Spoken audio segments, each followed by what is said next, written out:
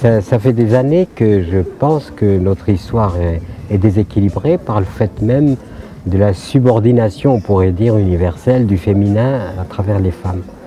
Donc pour moi, il est impossible que nous puissions retrouver l'équilibre sans que le féminin puisse s'allier au masculin, sans que le féminin qui est chez l'homme puisse être vivant, et sans que le masculin qui est chez la femme puisse être vivant aussi.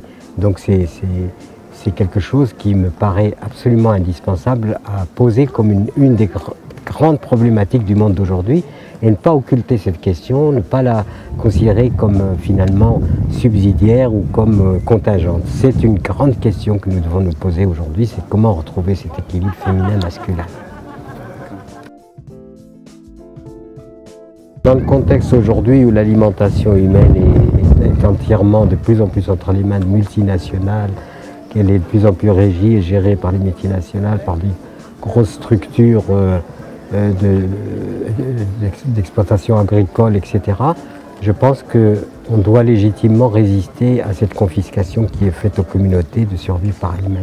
Et c'est pour ça que je dis, aujourd'hui, dans ce contexte-là, quand on le peut, bien sûr, quand on a de la terre pour pouvoir le faire, cultiver son jardin, c'est un acte politique et c'est un acte de légitime résistance.